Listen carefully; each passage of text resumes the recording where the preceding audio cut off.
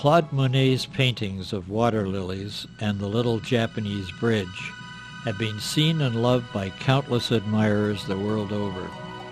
These paintings are representative of an immense body of work produced during the last 30 years of the artist's life.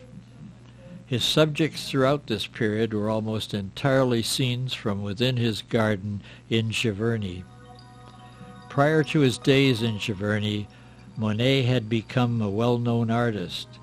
He had suffered through many years of hardship to become prominent in 1874, when he and a number of young artists broke with the French art establishment and presented their impressionistic landscape paintings. The artists so well known today were Pissarro, Degas, Sisley, Cézanne, Monet, Renoir, and Morisot, all now known as the Impressionists.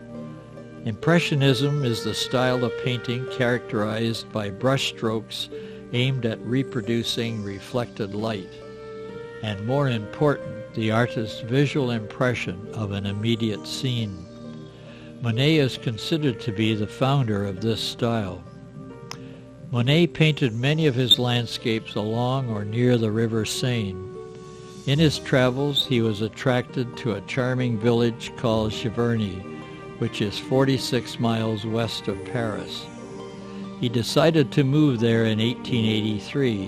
When he first settled there, he began to paint the fields, the trees, and the River Seine. He then began to plant flowers to enable him to paint from the shelter of his home on either fine or rainy days. With the passing years, he developed a passion for botany, exchanging plants with friends. He was always on the lookout for rare varieties. He mixed flowers according to their color and organized them so that each month a different color would dominate.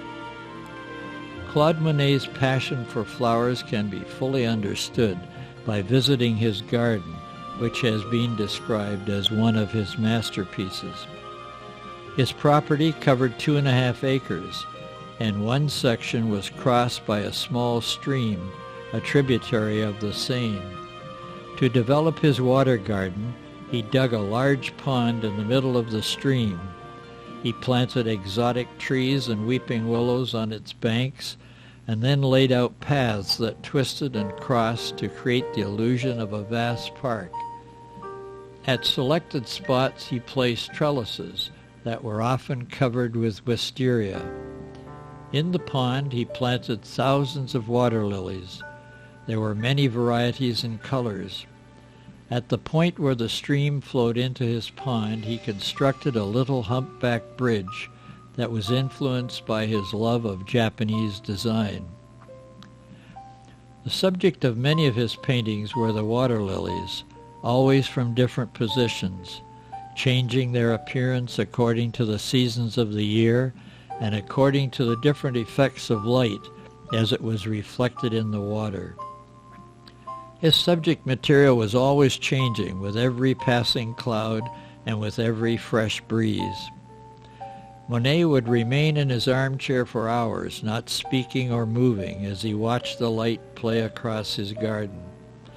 For Monet, his garden was a living, still life that freed him to plumb the depths of his emotions, rather than simply recording his impressions of a scene. He often said that all of the money that he had spent on his great love had been paid back many times over through the canvases that had been inspired. Giverny is a place that is unique in art history, for it is here that the artist created his work twice, first in the design and planting of the garden, and then reproducing it on canvas. Never before had a painter so shaped his subject and nature before painting them. Monet's work underwent an enormous change during his years in Giverny. The hallmark of his later work was the fusion of reality with an inner vision. It was Giverny that became the forerunner of modern painting, heralding the arrival of abstract art. His great gift to the generations of art lovers has been his lifetime production of paintings. Now this wonderful garden in Giverny, the subject of so many of his paintings, has been preserved to be enjoyed by thousands of visitors that come to view it every year. A visit of his flower-bedecked sanctuary opens visitors to a deeper understanding of Monet, to see his source of inspiration and imagine that he still lives among us.